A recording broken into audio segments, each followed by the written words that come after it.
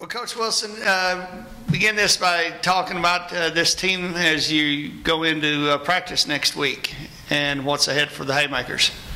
Yeah, obviously coming off a very good season last year, going 7-3 regular season, leading into the playoffs that we made last year. We only lost 3 kids off that team. Got a great group of seniors, 5 of them surrounding me right now. They've got a job to do. We've talked about that. Never being satisfied, and how are they going to leave the place once they leave it? So that's their job to do. But I definitely have high expectations for the season. Okay, Riley, I want to ask you first of all, what you guys played Vian in the playoffs last year. Yes. Vian has been kind of one of those measuring sticks for Class 2A. You guys got a sense of where you need to go to get where you need to go. What do you take from that experience and build with going into this year? We just got a long way to go, but I think we can get there. Well, in terms of your experience personally from that game and for what you guys accomplished as a whole last season. Obviously, it ended on a kind of rough note, but a lot of teams played Vian and find that out. But just on that whole experience, can you elaborate a little bit on what it was like getting into the postseason and then once you were there? I ain't never been to the playoffs, but from the last 4 years we played, we made a big improvement, and I think we still got a little ways to go. But Okay. All right, good deal.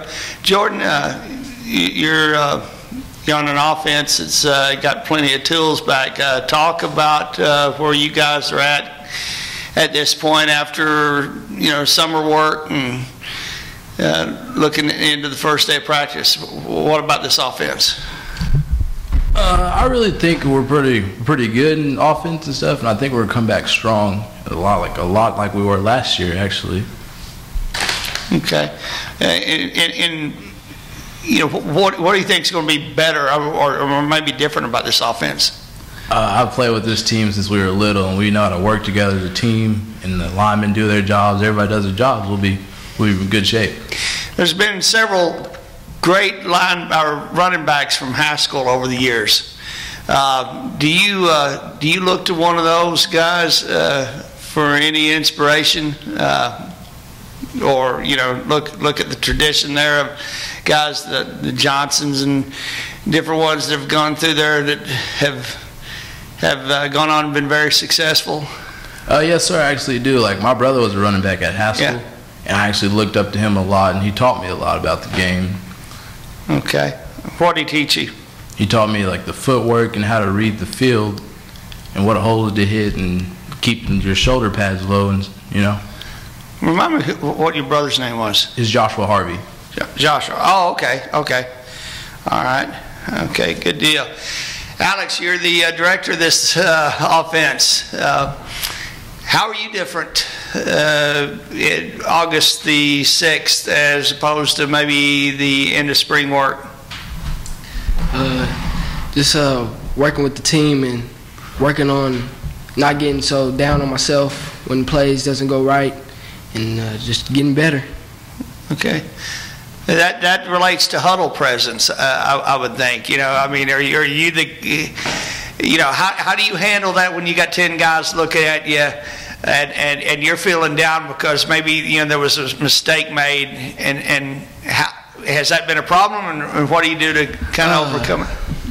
It was kind of hard my first 2 years, but last year I got really better at it, and I'm just looking to get better this year and making it happen. Okay. Shaban, did I say that right? Shaban? Shaban. Okay. I want you to tell me what senior leadership means to this team going in this year. You got quite a few of you. Senior leadership. I don't know. Everybody talk. I mean, it's almost cliche-ish in cases where people say, "Well, we got good senior leadership. We're relying on our seniors." This group has quite a few seniors, and they made a big step last year. How does this? What kind of senior leadership does this group have? Well, the little kids could look up to us and set a good example for everybody else for the rest of the years when we're gone. You think you've got enough of it this year? Yeah, we got plenty of it right here. Lane, talk about that. That same question. I believe senior leadership for us means we have to set a good, solid foundation and start a program for people to come up and for our teammates to lead off of. So. Okay. You're one of the sack masters of this team. Tell me about the progression in your game since last year. Get bigger, faster. You're 5'11", 215. Is that? Somewhere in there, yeah. Okay. You said you gotten bigger. How much bigger since last year? Gained about 5-10 pounds. Okay. Is that mostly muscle or? I'd say probably some of those. Did those brownies add to it? Okay. Shaban, again, you're going at linebacker. What's going to be different about this defense? Where is it improved over the course of from last December to now, or November to now? I don't know. Our defense has changed a lot, and I like it better how we're doing it now. Okay, talk about those changes. What do you mean? Well, we got Jack. Is what we call him? Yeah. Yeah, he more of a rover type guy, and he goes for the ball every time. Okay, Coach, who is this we were talking about?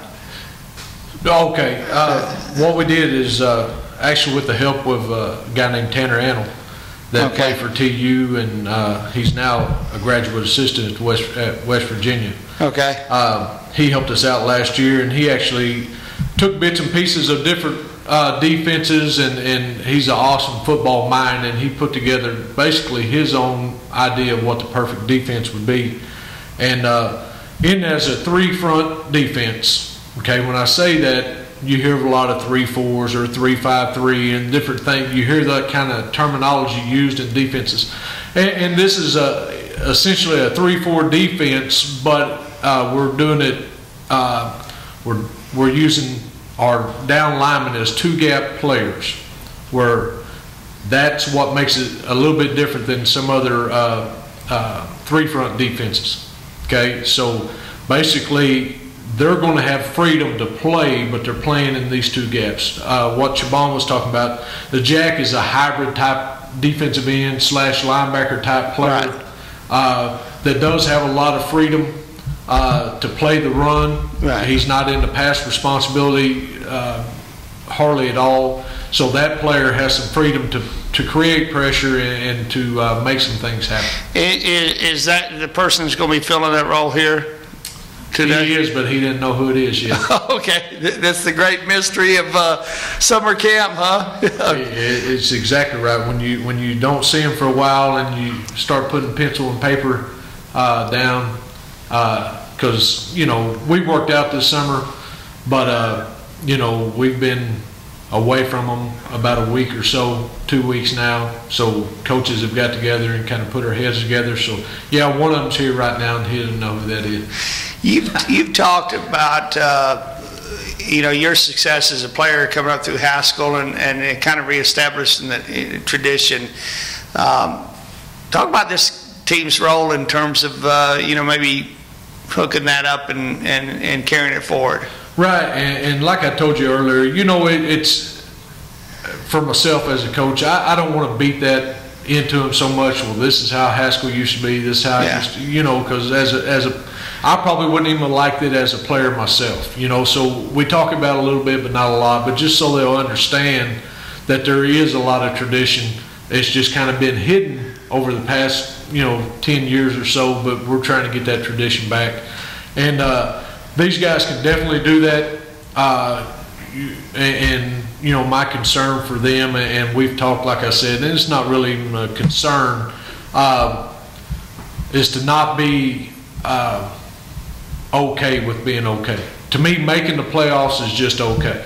We got bigger things in mind that we want to do. This group, once they actually truly get their head on something, they'll realize that that's not okay for them either, because I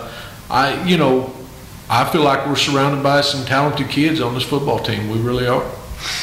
Alex, what about your passing ability? You're pretty much a dual threat, but how has that improved since last year?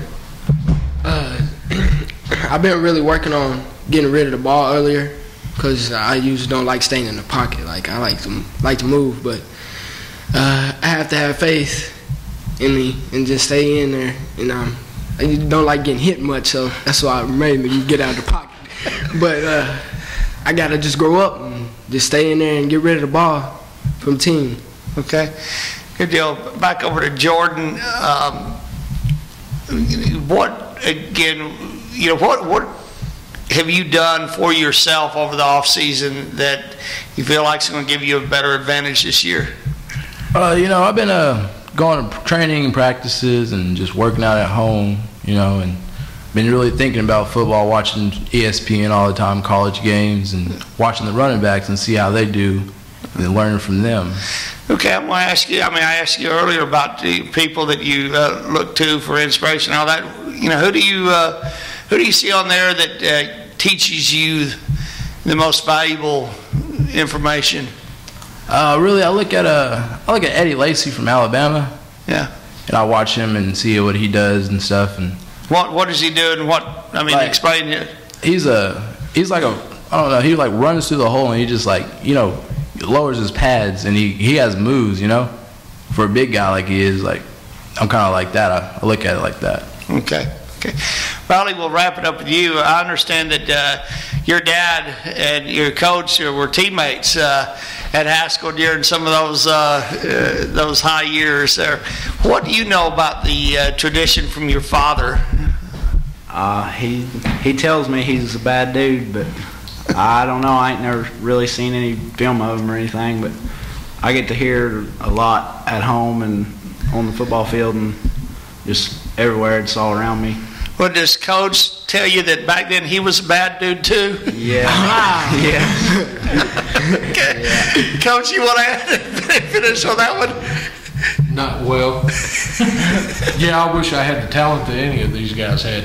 But once again, I know we're getting close to the end.